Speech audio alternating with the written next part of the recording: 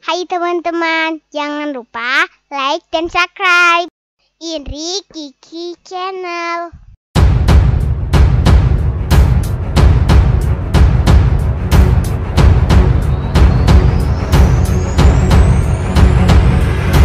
A. Makna bela negara. Menurut Undang-Undang Nomor 3 Tahun 2002 tentang Pertahanan Negara, yang dimaksud dengan bela negara adalah sikap dan perilaku warga negara yang dijiwai oleh kecintaannya kepada Negara Kesatuan Republik Indonesia dalam menjamin kelangsungan hidup bangsa dan negara. Jadi, inti dari upaya bela negara adalah kesiapan untuk memberikan sesuatu tanpa pamrih atau kerelaan berkorban untuk bangsa dan negara sebagai sebuah tindakan terbaik untuk melindungi, mempertahankan, serta memajukan bangsa. Nah, dari pengertian bela negara tadi, dapat dipahami bahwa membela negara itu bukan hanya tugas dan tanggung jawab dari aparat keamanan seperti polisi atau TNI saja, namun juga hak sekaligus kewajiban seluruh rakyat Indonesia. B. Peraturan perundang-undangan yang mengatur bela negara. Pertama, Undang-Undang Negara Republik Indonesia tahun 1945 di antara lain sebagai berikut.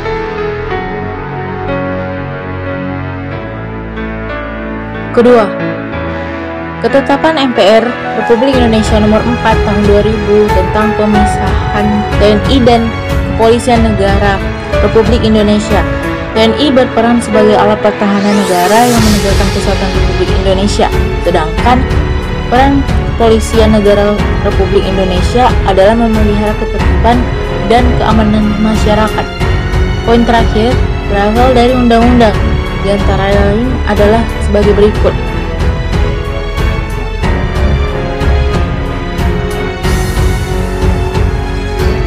Yang pertama ada perjuangan fisik mempertahankan Negara Kesatuan Republik Indonesia. Ancaman terhadap keutuhan Negara Kesatuan Republik Indonesia ini setelah diproklamasikannya kemerdekaan Indonesia pada tanggal 17 Agustus 1945. Kedatangan Belanda sebagai salah satu anggota sekutu yang memenangkan Perang Dunia Kedua menyatakan berhak atas Indonesia karena sebelumnya mereka menjajah Indonesia. Dengan membentuk NICA atau Netherlands Indian Civil Administration dengan menumpang dalam AFNEI atau Allied Forces Netherlands East Indies. A. Insiden bendera di Surabaya. Tepat pada tanggal 19 September 1945, di Surabaya terjadi peristiwa insiden Surabaya. Insiden ini bermula dari beberapa orang Belanda yang mengibarkan bendera merah putih biru pada tiang di atas Hotel Yamato Tunjungan.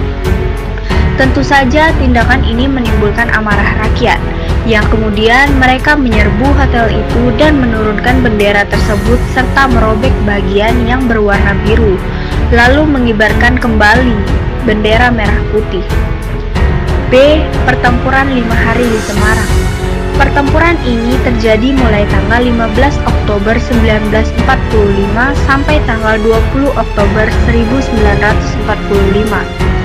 2000 pasukan Jepang berhadapan dengan TKR dan para pemuda. Bermula ketika kurang lebih 400 orang veteran Jepang yang akan dipekerjakan untuk mengubah pabrik gula Cepiring Semarang menjadi pabrik senjata. Dalam perang ini, Dr. Karyadi menjadi salah satu korban sehingga namanya diabadikan menjadi nama salah satu rumah sakit di kota Semarang.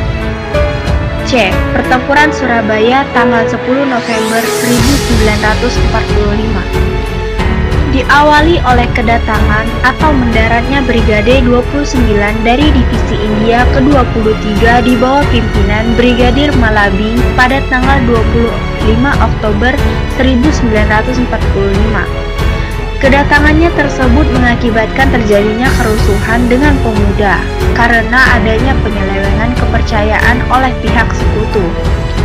Pada tanggal 27 Oktober 1945, pemuda Surabaya berhasil memporak-porandakan kekuatan sekutu, bahkan hampir menghancurkannya. Kemudian, untuk menyelesaikan insiden tersebut, diadakan perundingan. Namun, pada saat perundingan terjadi insiden Jembatan Merah dan Brigadir Malabi tewas. Pada tanggal 9 November 1945, tentara sekutu mengeluarkan ultimatum yang menyatakan bahwa pemilik senjata harus menyerahkan senjatanya kepada sekutu sampai dengan tanggal 10 November 1945 pada pukul 18.00. Ultimatum tersebut tidak diindahkan oleh masyarakat Surabaya, sehingga pecahlah perang di Surabaya pada tanggal 10 November 1945. Pemuda Surabaya melakukan perlawanan dengan membentuk organisasi yang terorganisir di bawah komando Sungkono. Melalui siaran radio, Bung Tomo mengobarkan semangat perlawanan pemuda Surabaya agar pantang menyerah kepada penjajah. Pertempuran yang paling dahsyat yang menelan korban hingga 15.000 orang. Peristiwa 10 November ini lalu diperingati sebagai Hari Pahlawan oleh seluruh bangsa Indonesia. D. Pertempuran Ambarawa.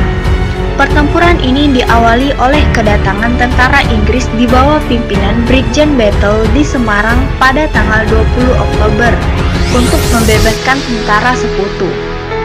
Setelah itu menuju Magelang, karena sekutu diboncengi oleh NICA dan membebaskan para tawanan Belanda secara sepihak, maka terjadilah perlawanan dari TKR dan para pemuda.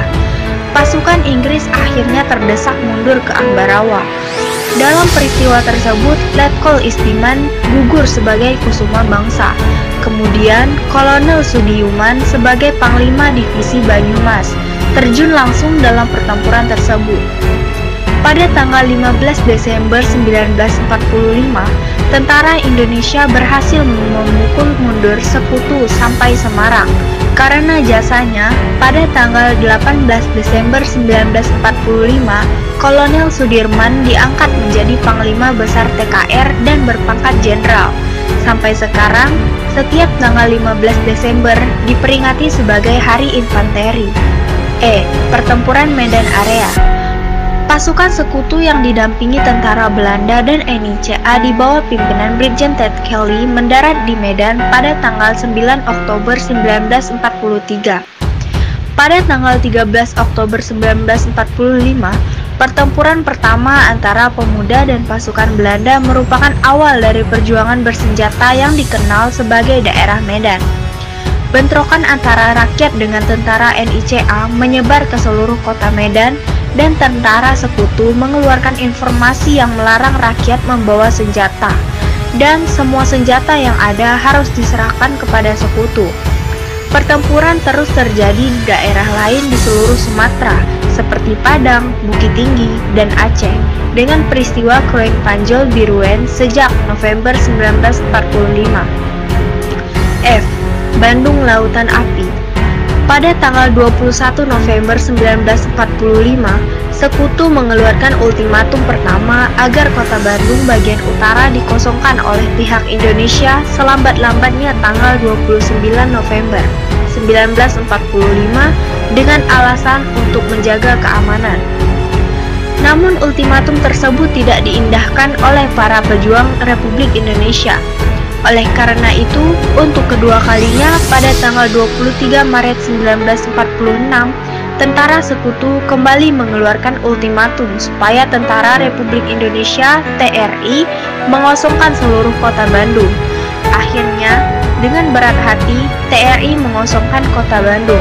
Sebelum keluar dari Bandung, pada tanggal 23 Maret 1946, para pejuang RI menyerang markas sekutu dan membumi hanguskan Bandung bagian selatan. Untuk mengenang peristiwa tersebut, Ismail Marzuki mengabadikannya dalam sebuah lagu, yaitu Halo Halo Bandung. 2. Perjuangan mempertahankan negara kesatuan Republik Indonesia melalui jalur diplomasi. Selain melalui perjuangan fisik, para pahlawan bangsa pun berjuang melalui jalur diplomasi. Perjuangan diplomasi ini dilakukan melalui berbagai perundingan terutama dengan Belanda.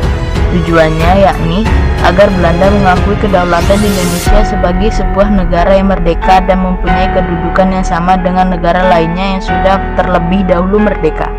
Berikut ini beberapa perundingan yang dilakukan oleh Indonesia dengan Belanda pada masa revolusi kemerdekaan. A. Perjanjian Linggarjati. Perundingan Linggarjati adalah suatu perundingan antara Indonesia dan Belanda di Linggarjati, Jawa Barat pada tanggal 10–15 November 1946 yang menghasilkan persetujuan mengenai status kemerdekaan Indonesia. Hasil perundingan ini ditandatangani di Istana Merdeka Jakarta pada tanggal 15 November 1946 dan ditandatangani secara sah oleh kedua belah pihak negara pada tanggal 25 Maret 1947. Indonesia diwakili oleh Sultan Syahrir, sedangkan Belanda diwakili oleh tim yang disebut Komisi Jenderal dan dipimpin oleh Wim Sermerhorn dengan anggota H.J. Van Mook. Dalam perundingan tersebut, Lord Hilliard dari Inggris bertindak sebagai mediator. Hasil perundingan terdiri dari 17 pasal yang antara lain berisi hal-hal berikut.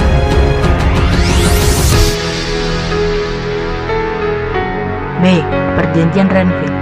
Perjanjian Renville diambil dari nama sebutan kapal perang milik Amerika Serikat yang dipakai sebagai tempat perundingan antara pemerintah Indonesia dan pihak Belanda dan Komisi tiga negara, yaitu negara Amerika Serikat, Belgia, dan Australia sebagai perantaranya. Dalam perundingan itu, delegasi Indonesia diketuai oleh Perdana Menteri Amir Syarifuddin dan pihak Belanda menempatkan seorang warga Indonesia yang bernama Abdul Qadir Wijoyo Atmojo sebagai ketua delegasi. Penempatan Abdul Qadir Wijoyo Atmojo ini merupakan siasat pihak Belanda dengan menyatakan bahwa pertikaian yang terjadi antara Belanda dengan Indonesia merupakan masalah dalam negeri Indonesia dan bukan menjadi masalah internasional yang perlu ada campur tangan negara lain. Adapun isi Renville yaitu sebagai berikut.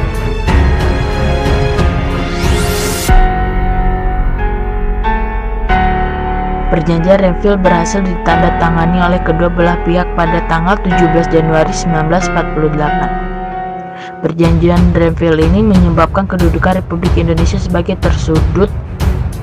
Hal ini merupakan akibat dari diakuinya garis Van Mook sebagai garis perbatasan baru hasil agresi militer Belanda I.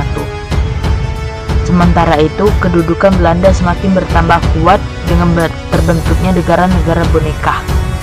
Setelah penandatanganan perjanjian Renville, pihak pemerintah Indonesia menghadapi tantangan sangat berat yang mengakibatkan kabinet Amir Syarifuddin terjatuh.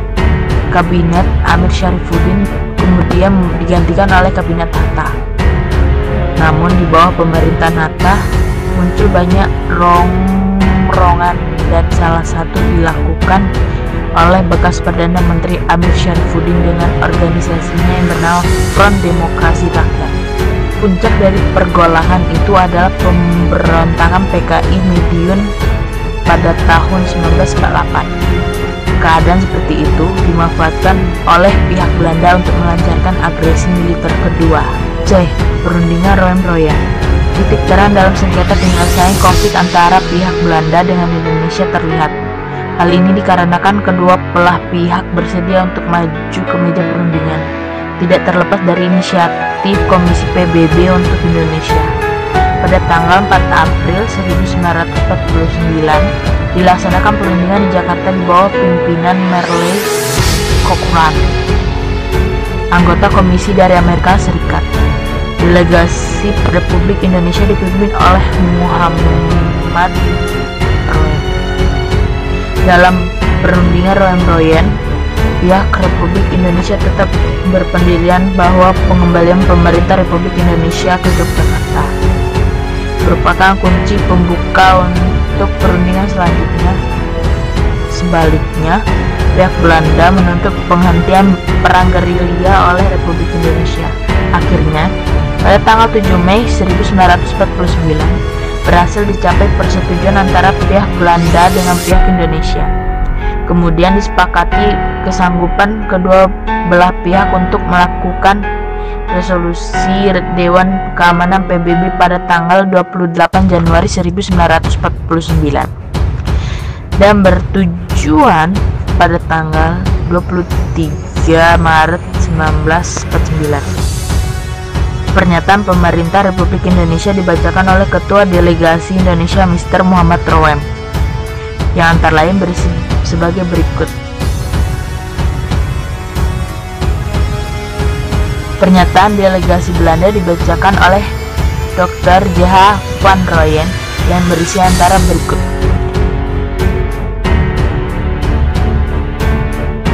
Setelah tercapainya perundingan Rooyen pada tanggal 1 Juli 1949, pemerintah Republik Indonesia secara resmi kembali ke Yogyakarta. Selanjutnya, disusul dengan kedatangan para pemimpin Republik Indonesia dari Medan Gerilya. Panglima Besar Jenderal Sudirman tiba kembali di Yogyakarta pada tanggal 10 Juli 1949.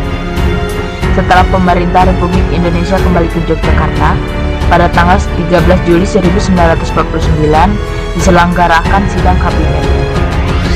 Dalam sidang tersebut, Syarifuddin Prawira Negara mengembalikan mandat kepada Wakil Presiden Muhammad Hatta. Dalam sidang tersebut juga diputuskan Sri Sultan Hamengkubuwono IX diangkat menjadi Menteri Pertahanan merangkap Koordinator Keamanan. D. Konferensi Meja Bundar. Konferensi Meja Bundar yang berlangsung di Den Haag pada tanggal 23 Agustus sampai 2 November 1949 berhasil mengakhiri konfrontasi fisik antara Indonesia dengan Belanda.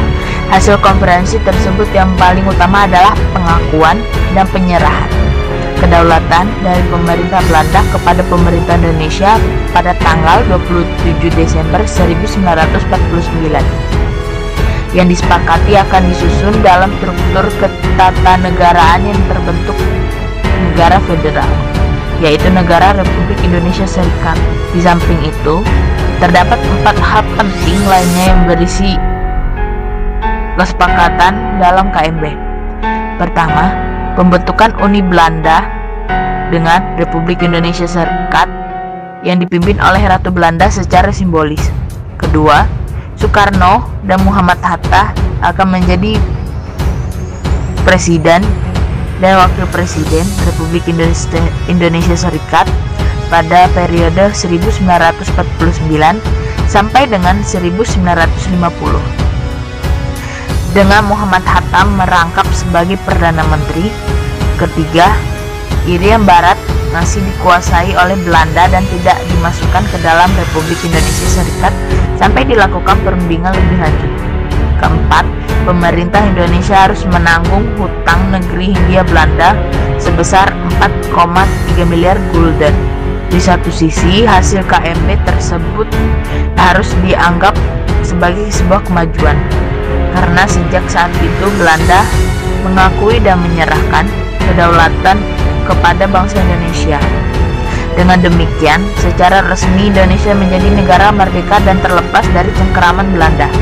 Namun di sisi lain, kesepakatan yang dihasilkan dalam KMB tidak serta-merta menyelesaikan permasalahan bagi Indonesia, terlebih untuk negara federal, yaitu Republik Indonesia Serikat adalah produk rekayasa Van Mook yang suatu saat dapat dijadikan strategi untuk merebut kembali Indonesia melalui politik David Attenborough.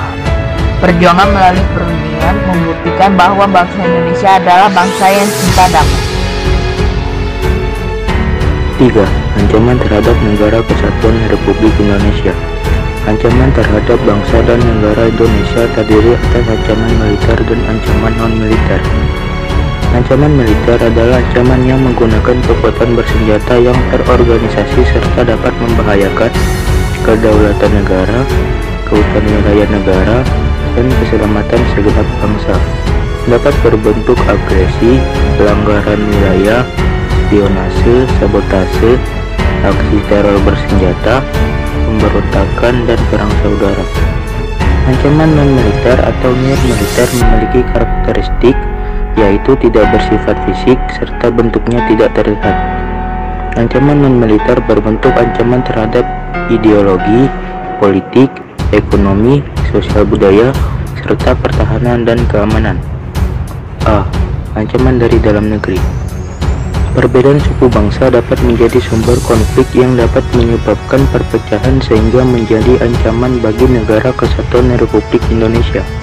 Ancaman merupakan usaha-usaha yang membahayakan kedaulatan negara, keselamatan bangsa, dan negara. Potensi ancaman yang dihadapi NKRI dari dalam negeri antara lain sebagai berikut. 1. Disintegrasi bangsa melalui gerakan-gerakan separatis berdasarkan sentimen kesukuan atau pemberontakan akibat ketidakpuasan daerah terhadap kebijakan pemerintah pusat. Gerakan separatis ini terjadi di beberapa daerah antara lain di Papua, Maluku, Aceh, dan Poso. 2. Keresahan sosial akibat kesenjangan ekonomi dan ketimpangan kebijakan ekonomi serta pelanggaran hak asasi manusia yang pada gilirannya dapat menyebabkan huru-hara atau kerusuhan massa. 3. Upaya penggantian ideologi Pancasila dengan ideologi lain yang ekstrim atau tidak sesuai dengan jiwa dan semangat perjuangan bangsa Indonesia. 4. Makar atau penggulingan pemerintah yang sah dan konstitusional. 5. Munculnya pemikiran memperluas daerah otonomi khusus tanpa alasan yang jelas, hingga persoalan-persoalan yang muncul di wilayah perbatasan dengan negara lain. 6. Pemaksaan kehendak golongan tertentu yang berusaha memaksakan kepentingannya secara tidak konstitusional, terutama ketika sistem sosial politik tidak berhasil menampung aspirasi yang berkembang dalam masyarakat. 7. Potensi konflik antar kelompok atau golongan, baik perbedaan pendapat dalam masalah politik, konflik akibat pilkada, maupun akibat masalah SARA. 8. Melakukan kolusi, korupsi, dan nepotisme yang sangat merugikan negara dan bangsa karena akan mengancam dan menghambat pembangunan nasional. 9. Kesenjangan ekonomi, pemerataan pendapat yang tidak adil antar kelompok dan antar daerah. 10. Penyalahgunaan narkoba, pornografi, porno aksi, pergaulan bebas, tawuran, dan lain-lain. Ancaman yang lainnya yaitu cara pengambilan keputusan melalui pengambilan suara banyak. Pengambilan keputusan dengan suara banyak dianggap sebagai cara yang paling demokratis dalam menyelesaikan perbedaan pendapat. B. Ancaman dari luar negeri. Dengan berakhirnya Perang Dingin, maka ancaman militer semakin tidak menjadi perhatian. Namun, tidak berarti ancaman militer tidak terjadi, seperti pelanggaran wilayah oleh pesawat atau kapal perang negara lain. Potensi ancaman dari luar lebih berbentuk ancaman non-militer, yaitu ancaman terhadap ideologi, politik, ekonomi, dan sosial budaya. Ancaman terhadap ideologi merupakan ancaman terhadap dasar negara dan ideologi Pancasila. Masuknya ideologi lain seperti liberalisme, komunisme, dan beberapa dekade terakhir muncul ideologi yang berbasis agama semakin mudah diterima oleh masyarakat Indonesia di era globalisasi ini. Jika hal tersebut dibiarkan, maka dapat mengaburkan nilai-nilai Pancasila. Contohnya, sikap individualis yang merupakan perwujudan liberalisme menjadi ciri masyarakat perkotaan saat ini. Ancaman terhadap politik ditunjukkan dengan ikut campurnya negara lain dalam urusan dalam negeri Indonesia, seperti masalah hak asasi manusia, hukum, pemilihan umum, dan sebagainya. Sistem politik liberal yang mengutamakan kepentingan individu atau kelompok menjadi ancaman dalam kehidupan demokrasi Pancasila. Bentrokan akibat tidak dapat menerima hasil pemilihan umum serta unjuk rasa yang berlangsung rusuh merupakan akibat negatif ideologi liberal. Ancaman terhadap ekonomi dalam era perdagangan bebas perlu diperhatikan. Semakin bebasnya berbagai produk luar negeri yang masuk ke Indonesia, menjabornya restoran, investasi asing, dan perusahaan asing dapat menjadi ancaman ekonomi nasional. Hal tersebut juga dapat mengakibatkan penjajahan dalam bentuk yang baru. Misalnya, sikap yang lebih menyukai produksi luar negeri hanya karena gengsi merupakan bentuk baru penjajahan bidang ekonomi. Potensi ancaman lainnya adalah dalam bentuk penjarahan sumber daya alam melalui eksploitasi sumber daya alam yang tidak terkontrol sehingga merusak lingkungan, seperti penebangan liar, penangkapan ikan ilegal, penguasaan wilayah Indonesia, pencurian kekayaan alam, dan penyelundupan barang. Ancaman terhadap sosial budaya dilakukan dengan menghancurkan moral dan budaya bangsa melalui disinformasi, propaganda, peredaran narkoba, film-film porno, atau berbagai kegiatan kebudayaan asing yang dapat memengaruhi bangsa Indonesia, terutama generasi muda. Adapun ancaman terhadap pertahanan dan keamanan antara lain berupa pelanggaran wilayah oleh kapal atau pesawat militer negara lain, peredaran narkoba internasional, kejahatan internasional, kehadiran kelompok asing yang membantu gerakan separatis, dan sebagainya. D. Semangat dan komitmen persatuan dan kesatuan nasional dalam mengisi dan mempertahankan NKRI. 1. Upaya mengisi dan mempertahankan NKRI. Negara Kesatuan Republik Indonesia yang diproklamasikan pada tanggal 17 Agustus tahun 1945 mempunyai tekad untuk mempertahankan dan menegakkan kemerdekaan serta kedaulatan bangsa dan negara berdasarkan Pancasila dan UUD Negara Republik Indonesia tahun 1945. Oleh karena itu, aspek pertahanan merupakan faktor yang sangat hakiki dalam menjamin kelangsungan hidup bangsa. Dalam pasal 27 ayat 3 UUD Negara Republik Indonesia tahun 1945 dijelaskan bahwa setiap warga negara itu memiliki hak, kewajiban, dan upaya pembelaan negara. Bela negara merupakan tekad, sikap, dan tindakan warga negara yang teratur, terpadu, dan berkelanjutan yang dilandasi oleh kecintaan terhadap tanah, kerelaan berkorban untuk tetap tegaknya negara Kesatuan Republik Indonesia berdasarkan Pancasila dan UUD Negara Republik Indonesia tahun 1945. Menurut pasal 30 ayat 1 UUD Negara Republik Indonesia tahun 1945 dijelaskan bahwa setiap warga negara juga memiliki hak dan kewajiban untuk melakukan pertahanan dan keamanan negara. Usaha mempertahankan keamanan negara itu dilaksanakan melalui sistem pertahanan keamanan rakyat semesta atau Sishamkamrata yang dilaksanakan oleh TNI dan Polri sebagai kekuatan utama dan rakyat sebagai pendukung kekuatan. 2. Perwujudan bela negara dalam berbagai aspek kehidupan.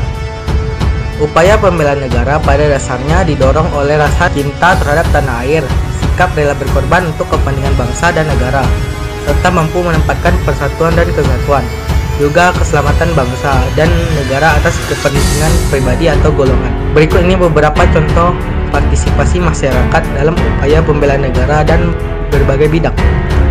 1. Ideologi. Diwujudkan dengan percaya dan yakin terhadap Tuhan Yang Maha Esa. 2. Politik dan hukum. Diwujudkan dengan terus serta melaksanakan dan menyukseskan pilihan umum atau pemilihan kepala daerah atau pilkada. 3. Ekonomi. Diwujudkan dengan mencari nafkah, melakukan transaksi jual beli dan mengembangkan usaha kecil, menengah, dan koperasi agar lebih efisien. 4. Sosial budaya. Diwujudkan dengan sikap toleransi dan saling menghargai perbedaan. 5. Pertahanan dan keamanan. Diwujudkan dengan kegiatan gambling dan pendidikan pendahuluan bela negara atau PPBN.